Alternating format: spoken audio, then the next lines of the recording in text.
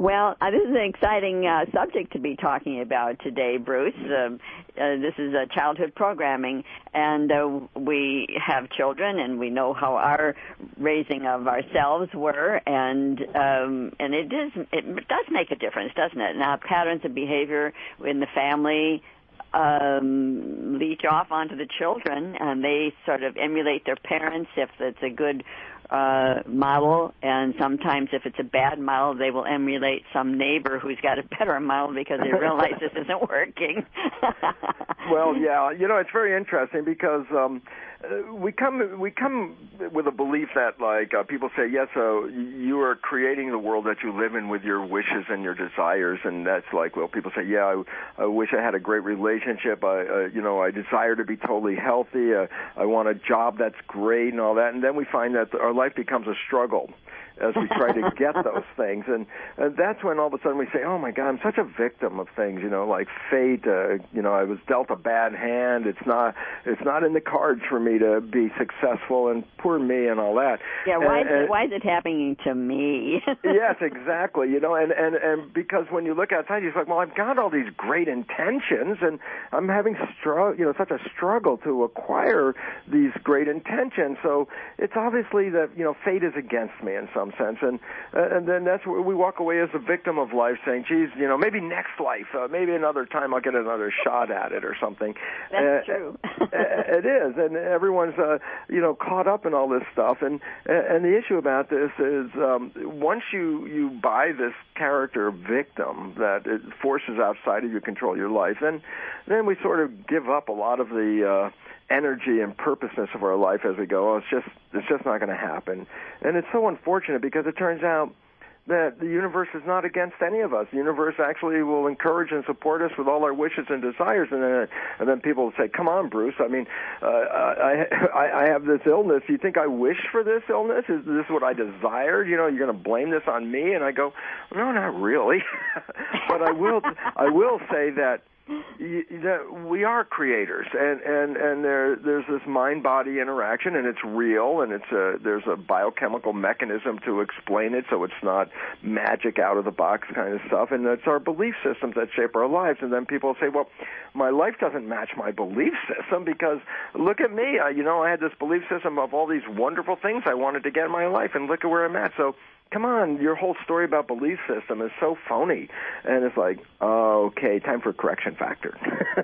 It's time to look at it and say, well, how come my life is not a printout of my wishes and desires if I'm so in charge, like people say? And then I have to say, good question. Since I made it up myself, I thought it was a good question anyway.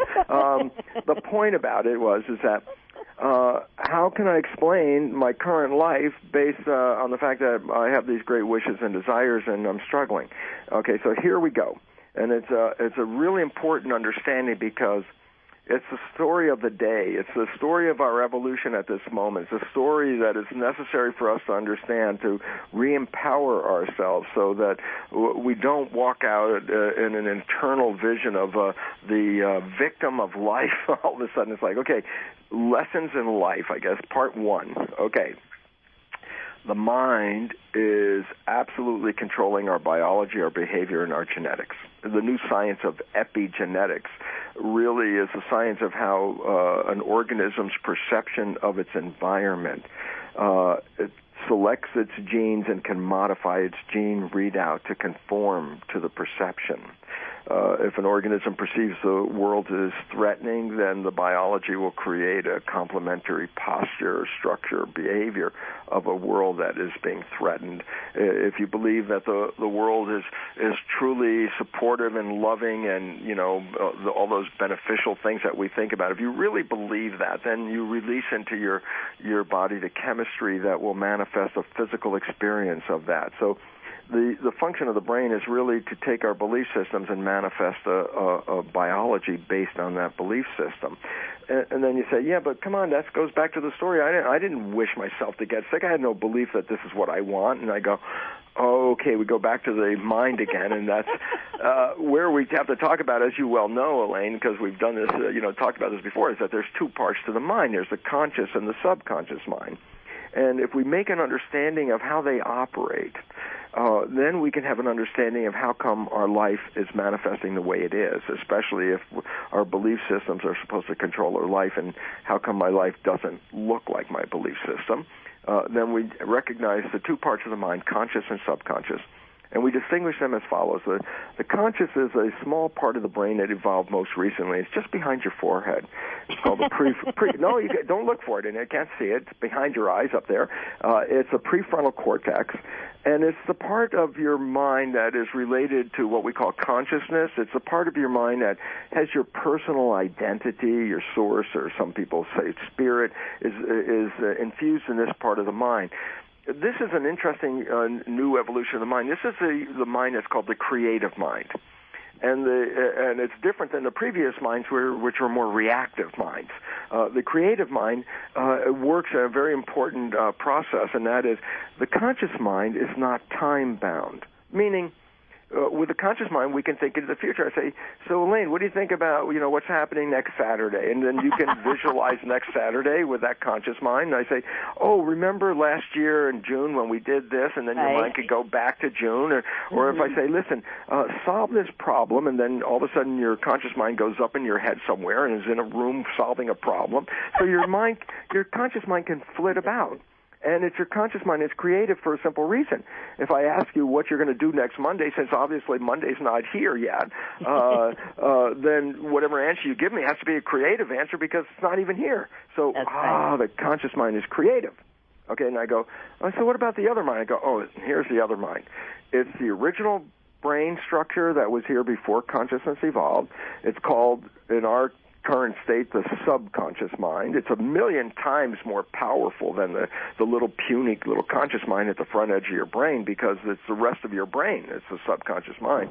And I go, well, what about the subconscious mind? I go, the subconscious mind is time-bound. It only lives in the present moment. The subconscious mind doesn't see a future or a past. It just operates at whatever is happening at the moment. I mean, so when you go to lower organisms that don't have the conscious mind, they live at the moment. They're you don't see the lizard thinking, on Wednesday I'm going to go do this. It's like, I'm living right now. That's all I have is right now. So the subconscious mind is always in the present moment. And the relevance about that is if you learn something 50 years ago in your subconscious mind, if you ask your subconscious mind, when is that program operating, or when did you get it? It's like right now. It's operating right now. It doesn't know that it was 50 years old. It's the current program. That's all it knows. So the subconscious mind is always in the present moment. And the subconscious mind is not creative. It has a little creativity to it, but it's primarily habitual, meaning that's the mind that has all our habits. And you say, what are your habits? Well, I say, walking is a habit. Meaning that if you had to use your conscious mind to walk like you did, you were trying to do when you were very young, is trying to integrate when you were trying to stand up, which muscles to contract as you started to teeter-totter and try to stay stable. You were learning how to adjust the muscles to stand up and to walk. So in the beginning part, it was a learning process. You didn't know how to walk, and you had to learn it. But now, once you learned it, you didn't have to go back every day and learn it again. You can get up and walk. You don't even think about it. It's like I don't say, if I want to go to the refrigerator get something yummy out, I don't say, okay, left foot, right foot. You don't even think about it. It's habit. And it goes to the extent of something like walking to even driving a car. When you first got your driver's license, you didn't know how to drive the car. We talked about this before. Yeah. So basically, it says that that habits can be very complex, from walking to driving a car to the job that you do to the way you behave, because that's just a habit. You push the button, you play the habit. So I say, conscious mind, no time limit, thinking into the future, the past, very creative. Conscious mind, wishes, desires, aspirations, what you really want from life. Subconscious mind, in the present moment only. Programs, push the button, play the program, push the button again, play the same program again, push the button again, same program. So it's habits. And then I go, okay, here's the issue. We believe just in our hearts and our minds that we are leading our lives based on our wishes and our desires. I wish to be healthy, or I wish to have a great relationship, I wish to have a good job. So I'm thinking, okay, I'm moving forward with this intention, and this is what I want. And then we find struggles and, difficulties in acquiring or experiencing what we want.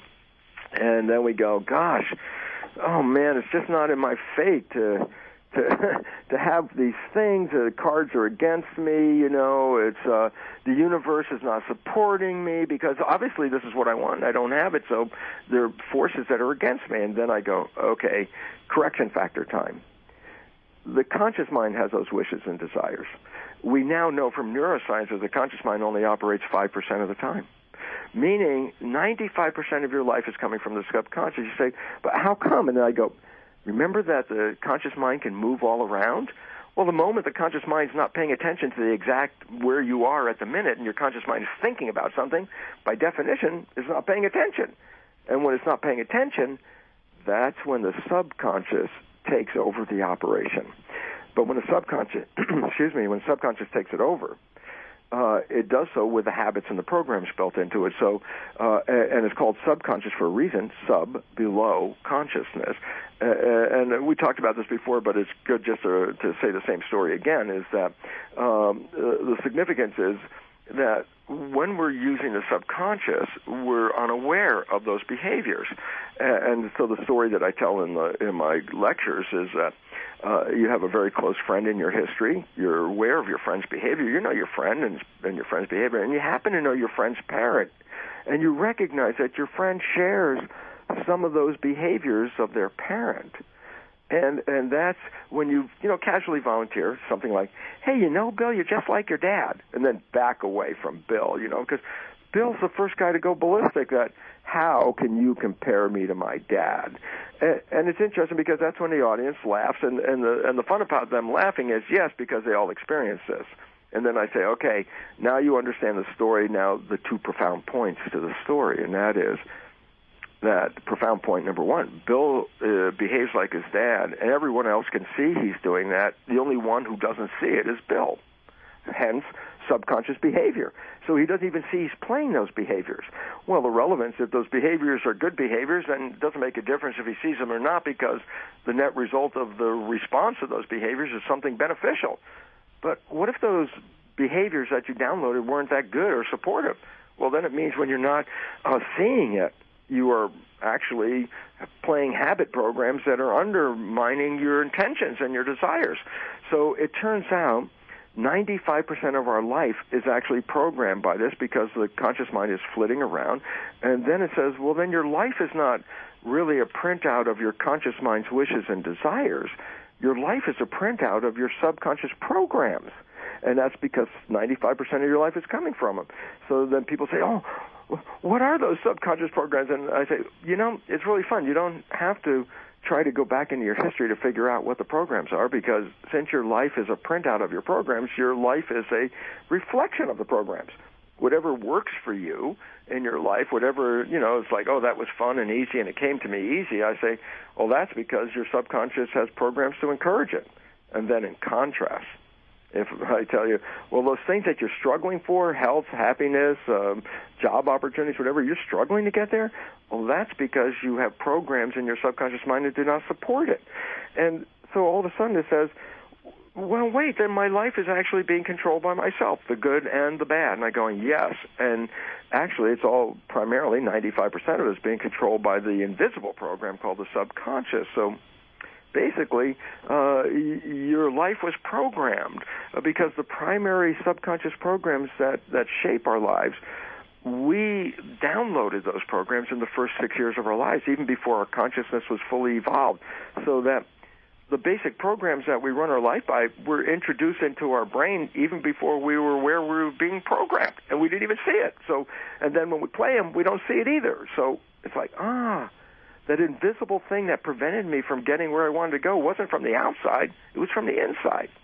And now I know, Elaine, you're sitting there asking this question that I wanted you to ask right now, which was, well, if we create our lives, then, can't we create heaven? Yes, and I go, can't we change the way we think to change our life? Well, that's the beautiful part about it, because when we become aware of the mechanism, then you're aware of the opportunity of controlling the mechanism. Right. If you're not aware of the mechanism, then it's all invisible. It's like, wow, look at life is happening, and it's not what I wanted. And I go, well, now, but if you understand the mechanism, then that means you can get in and adjust and play with the mechanism. And so it's interesting because most people out there listening right now, I'm going to make a suggestion that there was perhaps a time in your life where you actually experienced what I would say heaven on earth. And I mean that at this point of saying that at this time you were as healthy as you could ever imagine being. You were filled with energy beyond anything you could imagine having. That life was so beautiful that every day was so fabulous, and you look forward to the next day. And I go, well, that's like heaven on earth. I would think that would be a good example of it. And then ask me the question, when was that? Go ahead, Elaine. Ask me a question. I'll answer a question. Yeah. When was that, Bruce? Oh, great question, Elaine. Because I say go back to a time when you fell head over heels in love with somebody, the big one, boy. That love that just took away your heart, made you breathless. That it was so much joy. Your heart ached with joy. It was so great. And I go, like when I first met you. Yeah, but you've been happy ever since, too. You know, I have. But that's because I know also you went back and changed your programming, too, so that's that was true. cool. So I say, when you fell in love and you experienced what I call a honeymoon, that was not a coincidence. It wasn't an accident that, gee, at that particular moment you were the healthiest and happiest and most energetic, and life was so beautiful. I say, the honeymoon, reflect on that for a moment. Go back and, I know there was that point where you were so in love, unfortunately for some people it may have only been a day or two, and for other people though it may have been weeks or months, and for some people lucky enough years, having a honeymoon experience where every day you wake up and you're in that same full-out love and joy that you were in when you first had it. And I'm going to say, when you experience that, that was not a coincidence or accident that, gee, my life got just perfect when I fell in love at that moment. What a coincidence. I go, no. You created that. You created heaven on earth. And it's like, well, if you really understand you created it then, and you understand the mechanism, then you understand something very profound, and that is, well, if you created it then, why don't you have it as a creation for every day of your life? Why can't every day of your life be as healthy and energetic and exciting as the honeymoon? The answer is, there's no reason why it can't be. You did it before. But if you didn't understand how it happened, then there's a mystery, of course, and then there's also, it was just a coincidence that I happened to be in that great shape at that moment. I'm going, okay, let's understand how it happened.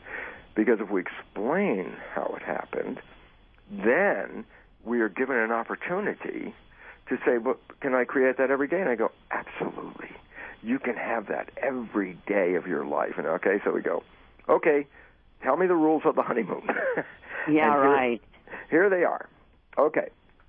I said that 95% of our life is coming from the invisible habits that play automatically from the subconscious as our conscious mind is wandering all the time. I mean, just think about it. You're driving the car. You're not even thinking about driving the car. You're thinking about where you're going or what you're going to do or what happened last night or what's going to happen tomorrow. So you're even driving the car, and my analogy to the subconscious, or not analogy, my story of subconscious and the invisible nature of it is, take the car driving thing. I say you're in the car with a friend. You're having a great conversation. It's so deep into that conversation that at some point you actually look out the window and it dawns on you that you haven't really paid attention to the road. I know. You know that. I know that. It happened to me yesterday. I was driving. I didn't have anybody in the car with me, but my mind started wandering, and then when I came back into my body, I was like, who was driving the car? Well, how did I get here from there? Because I don't remember passing that street. That's why this is a great story for a simple reason, because I could say, well, so what were you thinking about? And you could probably say, well, I was thinking about this or this, or if you had a conversation with somebody, I'd say, what did you talk about? You could go, yeah, we talked about this and this and this, and I go, great, you can tell me what you were thinking about, you can tell me what you were talking about, but then if I say, well, during that time period, as you mentioned, I said, well, tell me what happened on the road, and you go, well, I didn't see it. I was in the conversation. I was deep in thought.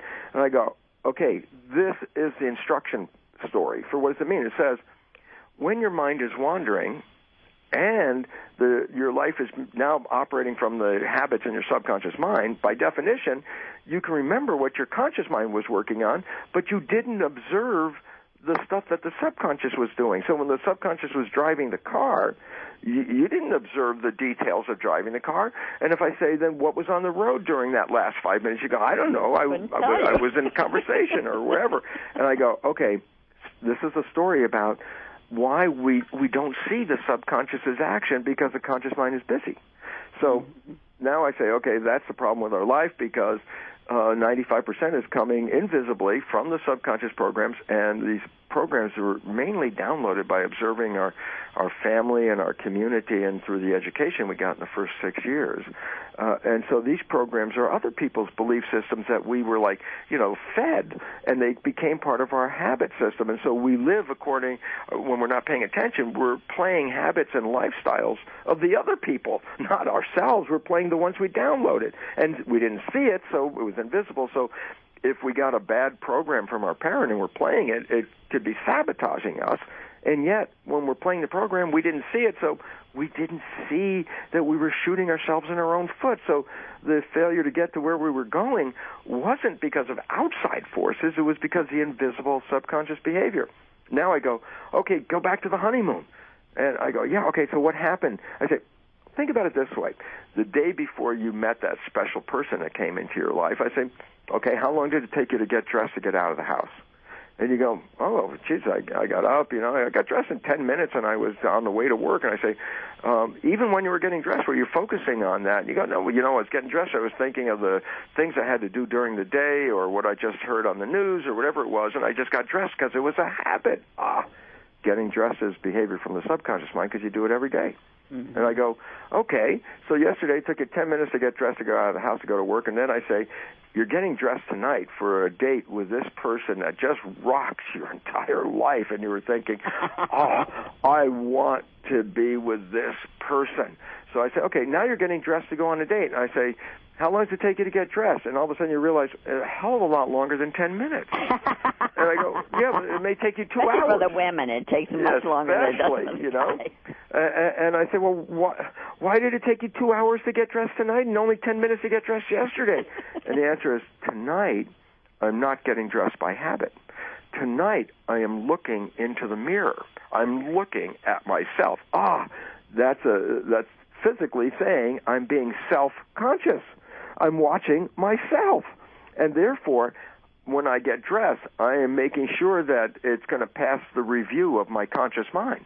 My conscious mind says it's got to be just perfect. This is the way I want it because I'm going to meet this person. Subconscious mind says, hey, get your clothes on. You got to get out of the house. And so the conscious mind doesn't even let the subconscious get into the program. The conscious mind is dealing with this. And now it's a 2-hour process because you're going to have to meet the desires and wishes and aspirations of the conscious mind. So I say, so I got dressed a hell of a lot better tonight than I did yesterday. And I go, yeah, you look really great tonight. Not as much as yesterday, but today, I wasn't so good, but now look at you. And then I go, okay, cool. Now I'm at the dinner table and I have this date across the way from me who I'm so longing for. I so want. And so what am I going to do? I'm selling myself as, look at me. This is a prize. You want this prize. So if I'm going to sell myself, then I got to make sure that I'm offering what is prize material. So I say yesterday I was talking with my friends and whatever I was thinking just came out of my head and the words came out. It's like, oh, so you weren't thinking exactly about the words. So the way you were speaking was sort of just a habit. That's the way you speak. I go, yeah. And I go, where'd you get some of the habit? Well, obviously, a lot of it was programmed by my dad or something like that. And it's like, and I say, do you like the way your dad dealt with your mom, let's say? Was he the best and most loving? And would, he attract the woman that you see on the other side of the table? And the answer is not really. So I'm not going to let my habit mind, which I got programmed by my parents, do the conversation tonight. Tonight I've got this beautiful woman sitting across the table, and guess what? I'm not going to just say words, man. I'm thinking of the words I'm going to say. I'm actually creating poetry in my head here. You know why? Because when I say this to this woman, I want her to swoon and fall across the table like, oh, like that, you know? So it's like, then I'm not going to rely on habit. I'm going to think of the words because I want them to come out the way I want them to come out to represent who I think I am. So I say, you're creating with your conscious mind and using your wishes and desires as the format or the template of what you're creating, and you're not relying on the habit mind that was programmed by other people. And so all of a sudden I say, guess what? You are living in this honeymoon state. Everything you say was beautiful. Every way you looked was beautiful. Your partner on the other side of the table is doing exactly the same thing. Now you have two beautiful people interacting with each other, and the beauty that you're generating among yourselves is spreading to the world around you. The world all of a sudden is beautiful. You're both healthy. You're both excited. Every day is like, I can't wait to get up because we're going to go do this and that and all this stuff. And we had so much energy. We made love for days without even stopping for food. And I go, wow. What a beautiful life. And and everybody goes, yeah. Oh, and they say, look at this person. Look how beautiful they are. I say, oh, yeah, that person's in love. And I go, mm-hmm. And I say, well, what's the point? And the point is, they have the same body and the same mind they had yesterday up to this moment, which is life was like this miserable thing. And now today they're glowing and they're healthy and they're vibrant and life is beautiful. And to them, they're living in heaven. I go, what a coincidence. I go, no coincidence. This was a manifestation. The conscious mind did not operate according to habit, but operated according to self-reflection. So I was looking at myself and living up to what I wanted and paying attention to the current moment and living in the current moment. And there's a beautiful word called mindfulness. That's what it also is. And it's also a practice, a Buddhist practice of being here now, being present, being in the current moment, meaning if you keep your conscious mind in the current moment, then you are actually controlling second by second how it's going to unfold and what you're going to do to keep it the way you want it, and then you're manifesting a honeymoon.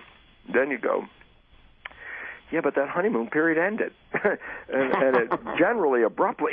It's like now you're back to reality, right? Yeah, and it's like, well, what the heck happened? Why did the honeymoon end? And then here's the fun story, because there's a conclusion as to why it ended. And the answer is this. Remember, your conscious mind can move all over the place. When it's present, when it's being in the current moment, it's in total control. So whatever its wishes and desires are, it's operating from that. But then I go, okay, so now we've been on the honeymoon a bit, and there I am pondering a thought now, because life is beginning to edge in, and, you know, we have life. We have to go to work. We have to pay the bills. We have to fix the car. We got to do these things. So my conscious mind is now like working an itinerary in my head of these things I got to do. And this beautiful woman who is my partner comes up to me, and we've had this great communication, and I've been such a gentleman, and so I behaved so nicely, and I was the prize that she was looking for, that I was making myself into, and then all of a sudden she comes up and asks me a question, and where's my mind? Oh, it's thinking about paying the rent and doing the job and what I got to do. Right. And she asked me a simple question, and I turn around and I bellow out some kind of something or other, and she looks at me in total shock like, what the hell kind of behavior is that? Who are you? Right. And the fact is, well, let's be truthful and let's analyze this. Now, perspective analysis goes like this. Well, my conscious mind was busy thinking about something. She asked me a question. So who made the response? My habit mind. Yeah, right. But who programmed the habit?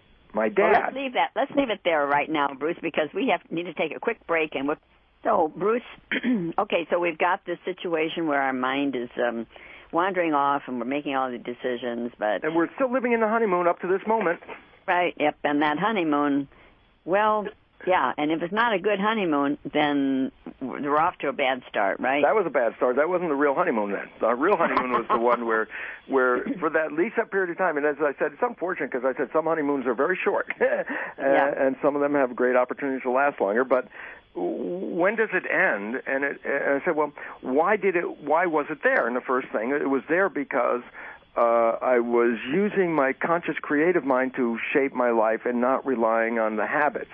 And then I said, well, okay, so we've had this period of time, but then life starts to come back in. My conscious mind starts to wander.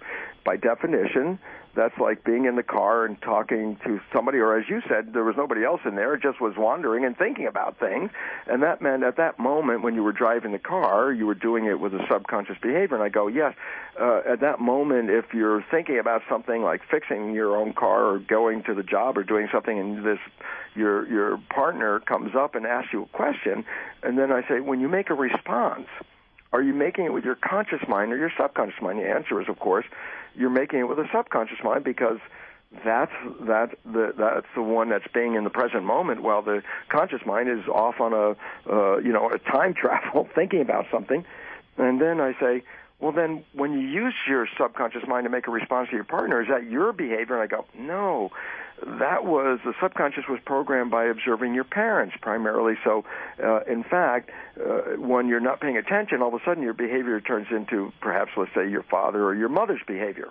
And I go, well, that behavior wasn't in the relationship up to this moment, because when you were being present, you never used that program behavior. Now, all of a sudden, your partner comes up, asks you a question, you turn around, and your behavior is totally different.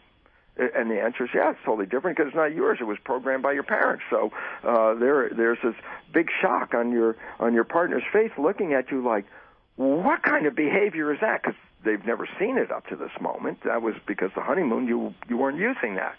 And then here comes where the problem steps in, because you just accused this person, your partner, of not being themselves. You say, what kind of behavior is that? Like they're not who they are. And they turn around. Now, remember this. Remember that whole story. The subconscious behavior is invisible. So if I'm the one that just said something, and my partner looks at me and says, what kind of behavior is that? And I'm now looking like, what are you talking about? I'm saying that because I didn't see the behavior I just did, but then, of course, I'm me. So if I'm me, what other behavior would I have other than my behavior? That's what I'm thinking. So, but the reality was, my behavior is the conscious mind, and I don't see the subconscious mind, so I didn't even see I did that. Well, this is where the difficulties and where the honeymoon ends. And the honeymoon ends for a very simple reason. The honeymoon was created on two conscious minds engaging with each other and being self-reflected of themselves, so they were monitoring their life and their relationship and doing it according to wishes and desires. Mm-hmm. The honeymoon ends when the subconscious mind, which was kept out of the picture up until now, shows up. But the subconscious mind is really not even you. It's your parents or something. So why does the honeymoon end? Because it started with two conscious minds, and it ends when there are four minds involved, the two conscious mind plus the two uninvited guests called the subconscious mind. And all of a sudden it's complicated. Like, that's when it's like when the woman or the guy looks at their partner and goes, who is this person? I don't know that. I've never seen this behavior, and now it shows up. And then all of a sudden now the adjustment of the honeymoon takes on, now you have to learn to accommodate the person's subconscious beliefs, because they're going to be more prominent in the relationship, and they weren't ever there. So what started out as a honeymoon now is compromised, because the uninvited guests obviously bring in behaviors that were not intended by either of the partners in the relationship. Right. So, well, Bruce, we have lots of memories from our childhood that manifest oftentimes, come back and surprise us as adults, and this is kind of what you're talking about. But, some families were not happy. Some had a lot of violence going on, or they were getting spankings all the time, or they were being restricted. Or illnesses, Elaine. Let me just bring this in, because I want people to just think about this point. It's been recognized that when children are adopted into families that have cancer running in them, that the adopted child can get the same cancer with the same propensity as any of the natural siblings. Very important point. What does it mean? The cancer wasn't genetic. It was a behavioral unconscious programming that precipitates it, so that a child with totally different genetics comes in the family, learns the behavior, and ends up with the cancer. And so it's not just the abusive things that come out vocally, but it's behavioral programs that are not supportive are also learned, and these behavioral programs disrupt the physiology and cause the illnesses. So that is handed down just as much as a behavioral program of how someone talks to somebody else, for example. So it's really important for us to hang out with people who are uplifting and honor you as a beautiful person, and yet you are filled with those kinds of thoughts, and then that kind of reinforces it. I presume we have the ability, obviously, to change all of that behavior. Absolutely. And your point about hanging out with people, well, it works, and this is a very critical point. It works when both you and the people you hang out with are aware of the unconscious programmings that show their ugly head every now and then. Because if both partners are aware that this is programming and not you, that's actually saying it, you, the conscious mind that brought them together in the first place. If both partners in a relationship are aware that, oh, that invisible behavior that you just played that you didn't see, all of a sudden, that changes it, because if I'm not aware of this, that's why I said the honeymoon ends, because the arguments start right away. It's like, well, you said this, or you know, it's like, what do you mean I did that? And then, right. Well, then the it's all over. battle takes place. But if both people are aware of this, then guess what? Rather than precipitating an argument, it precipitates an opportunity to change the programming when it's done with a compassionate consciousness that says, oh, I know you didn't really mean to say that. That's not who you really are. That's a trait passed down by your parents. Then we have a discussion about it rather than an argument. And then with a discussion, that can lead to changing the program, but an argument actually leads to keeping everything exactly in place as it was. Okay, so Bruce, and now for people who are living alone, say, for instance, or their partner is traveling a great deal and they're not together all the time, but can't we use the mirror as our talking face?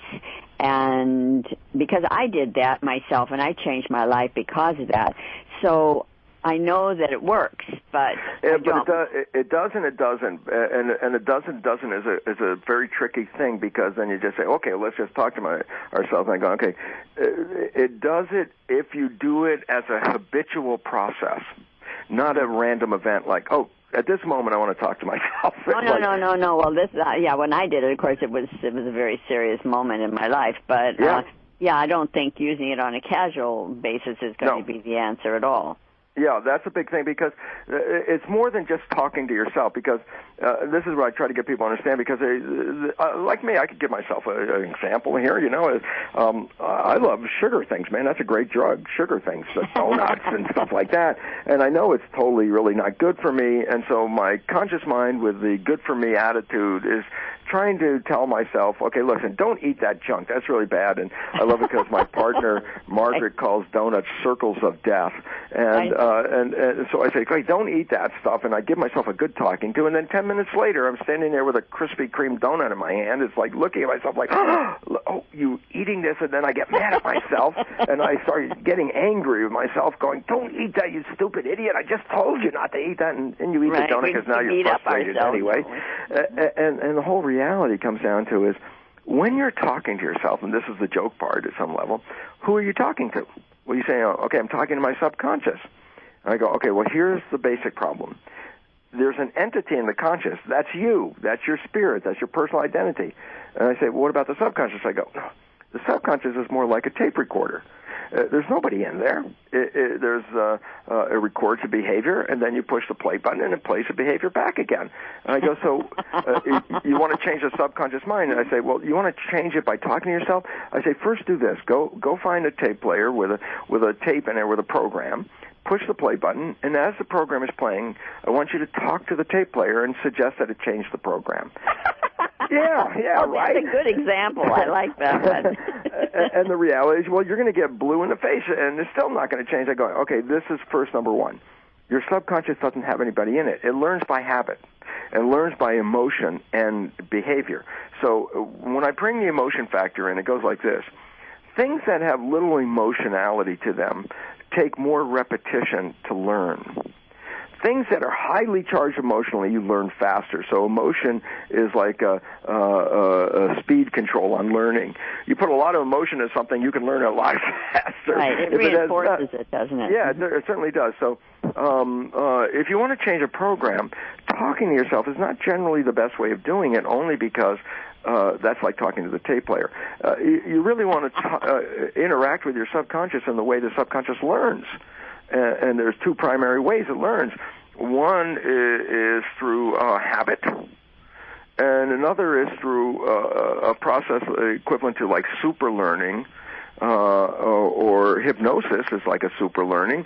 It's an ability that bypasses consciousness so that the program can be downloaded without the interference of consciousness. This is essentially how the mind was operating for 6 years of your life, because consciousness wasn't interfering, so whatever you were observing was going straight into subconscious. So there are ways of doing that. There are processes. I refer to them as, okay, pushing the record button on that tape player, because if you don't push the record button, you just talk to it. That's not going to do anything. But if you know the process, the act of pushing the record button, then when you talk to it, it's now in a recording mode. Now you can change it. But if you just want to talk to yourself and try and change it, that doesn't work. And because the two minds learn differently, conscious mind being the creative mind can learn in a creative fashion.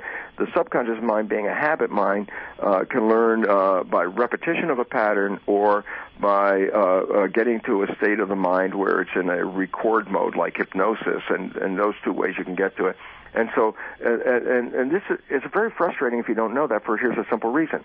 You say, oh, well, if my conscious mind becomes aware of something, my subconscious mind will obviously follow suit and know it. And I say, okay, that's the issue why people go to a psychologist or psychiatrist. They review their life story and find out, well, their mom did that, their dad did that, their best friend did this, and then you go through this whole litany of your life, and you empty tissue box after tissue box, and you cry, and oh, woe with me. And you get to the end of this, you now have in your conscious mind a complete itinerary of your history, and you could go back and go, wow, no wonder my life's screwed up. And then I go, okay, now you're aware of this. Is your life any less screwed up? And the answer is no, it's exactly screwed up as it was before, but I have a conscious awareness of it. So it says, oh, your conscious mind learned, but your subconscious mind's still playing the same programs. I go, yep, because the conscious mind can learn, but it doesn't change the subconscious mind. It's the same thing like reading self-help books. Everybody that reads these books, and they go, well, you read that book, and does it make sense? Yeah. You could give me a test on the contents of that self-help book, and I will get 100. And I go, yeah, because your conscious mind read the book and understood the principles and learned the meaning of it. And I go, but by reading the book, did that change the subconscious mind? I go, nope, subconscious mind doesn't learn from that. So the frustration is so terrible, because people make all these conscious efforts and then find, but I make all these conscious efforts. I go to classes, I read the books, I review my life, and I still have the same thing. And I say, that's because conscious mind learns differently, but you have to apply one of the habits or hypnosis or super learning aspects to reprogram the subconscious mind. Yeah. And if you don't do that, it's just your conscious mind is running in place and not making any progress at all. Well, I think when we're going around our daily life, we're not really thinking about which mind is in control. You know, this takes some purposeful meditation or thinking about it in order to be able to see where we are. And we can do this, and we do it only when things don't, maybe they blow up in your face, and you have to stop at that point and rethink. But I don't know, Bruce, in our daily life whether people are going to be paying that much attention. But I do think what you're saying is that it takes something where we stop and say, I don't like the way my life is going. Gee, I'm sorry, I said that to that person. You know, it takes almost a shock, it seems to me, to bring us to that place where we're willing to do the deep work. Well, absolutely, because as you mentioned, most people don't think about this on a day-to-day basis because the answer is they don't see it. If you don't see it, you know, if you had your a video camera focusing on you during the whole day, and recorded that whole day experiences and then sat down and played that videotape, you would be shocked because you think, oh, my God, that was stupid behavior and all that. And then you have to say, yeah, but when you were doing that behavior, you didn't see it, so you weren't judging yourself. You weren't even observing yourself.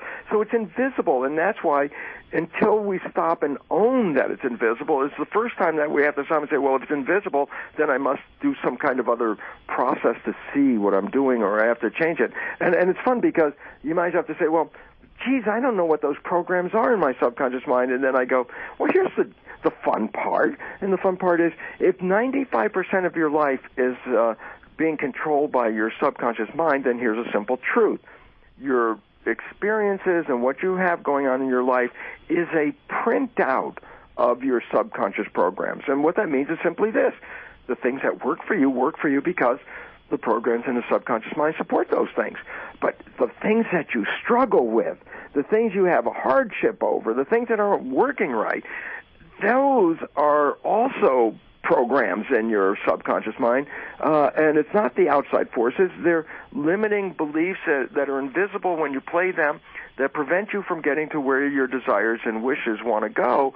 So it basically is fun. It says, you don't have to go and review a life history to find out what's in your program. You are the program. You see it. So it makes it easier if you want to make those efforts and those intentions to change it because you know what you need to change. It's right in front of your face.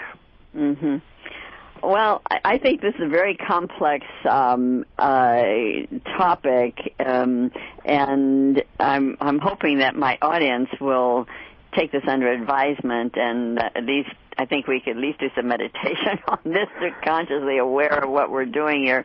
But I don't know, Bruce. This is really a complex behavior challenge, really, for us to consciously think about the subconscious mind. Well, Elaine, the challenge up to this moment, and it's really simple though. The challenge up to this moment is, if you are not aware that 95% of your life is operating from the subconscious, invisible to you, if you're not aware of that, that's where the problem comes from, because if you're not aware of it, then you're saying, my God, I wanted to have this, health or success, and I can't figure out why it's not happening. That's where the challenge comes from, because then you're thinking, well, it's not me, it's outside of me, and this is where the whole thing says, no, first understanding is we have to look inwards and recognize the first problem is not outside of us. The first problem is us. And when we own that, that is the first step. If you don't own that, then you can't go on to the next step. So if you still think you're just a victim of outside things, you'll never really become self-empowered. And so, yes, it's an issue that we have to deal with, but the first step of dealing with it is to acknowledge it. If you don't acknowledge that and you still think that your problems and failures and struggles are related to outside forces, then you are acknowledging I am a victim, because you're saying that. It's like, I didn't do it, other people did this. And when you're a victim, that mentality says then you cannot be the master. And so the belief of victimization is the first problem. And because if I own I'm a victim, and that's my belief system, and belief controls my biology, and my belief is I'm a victim, then guess what? My biology will be a victim. Right. I'm the victim. And so the first step is the most major step, is owning how it works. Owning also, go back and just stop for a moment and try to reflect on a point in your life where you were so fabulously in love, no matter how short it was. And that's unfortunate for most people, because that's the issue, is to recognize, but how was life when you were in that moment? Because what I really want people to own for a minute is, that was not an accident. That was a creation. If you own that as a real truth, then you own the simple understanding is that, but I could get back to that. And I go, yes. Mm-hmm. And that's the first power step. Right. It says, I can do that. I did do that. Right. So I want to do more of it. And it's like, okay, well, then you got to own the story. Well, right off, I'm thinking about how our life is so filled with electronics now on the computer, and we get very frustrated with what's going on there. And I don't know. Does that fit into all this, Miles? Because, sometimes, I've had a couple of days like that where I couldn't get on the Internet and I didn't know what it was that was causing the problem, and it took a couple of days for that to get straightened out. But, the frustration that we get, is this related to some other behavior that we have going on in our life that this is part, or is it something unique in that regard? No, it's just our frustrations are when we can't perceive of how we get out of the mess that we're in. Yeah, the loss of control. And basically then owning victim. If I'm a victim, I'm frustrated. Why? Because it says, oh man, my forward motion is limited by other people or things, and then all of a sudden I'm under their control, and I'm not doing what I want to do. And of course, that's the most frustrating thought in the entire world, because then you feel like I really want to do something, but I'm disempowered. And the fact is, it still goes back to us personally. And when we own that, that is the first big step that says, but I can change it. And if we start to do that and we start to take it into our hands, then we can transition from victim to master. And this people do this all the time. And it's not an unknown entity. One of the interesting books that's out there is Rich Dad, Poor Dad. And it's an interesting. For a long time. It's a very important story because it's basically an emphasis on what I'm talking about. You grow up in a rich family. You were programmed with the beliefs that encourage you to have money, because that's what rich people, they have money because they have a belief system that says I can have money. You grow up in a poor family, and you grow up with all the reasons why you can't have the money. And then you and that's what they're talking about. You grow up in a poor family, you tend to be poor the rest of your life. You grow up in a rich family, you tend to be rich the rest of your life. And it's like, was that genetics? No, it's programming. And so why can't a person who's coming from a poor family be rich? And the thing is, they can be. But they can't. They have to change their behavior, model it differently, rewrite it differently than the program that was offered by the family. And you brought up very early when we brought on a very important point. There are people that come from the worst environments ever.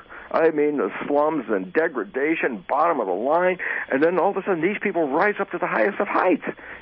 How'd that happen? And as you said, basically it's like they didn't use their own community or family as their reference point. They chose a different family or a different community or a different belief, and then use that as their some people get into religion.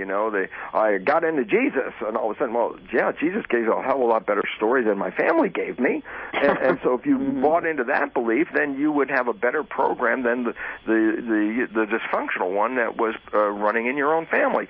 So we call these people resilient wonders, people who come from the worst backgrounds and yet attain the highest of the heights. Right. And it basically said is their programming they did not accept the programming from their family. Right. Well, Bruce, this has been great, as always. It's another 30-second interview, and I can't believe that 30 seconds is up so fast. Well, with you, it goes so fast, that is for sure. So, do you want to give out your website? Or? Yeah, well, just everything we talked about to some degree can be found in some articles on my website, brucelipton.com. Freely downloadable, of course, so take a look and get some information.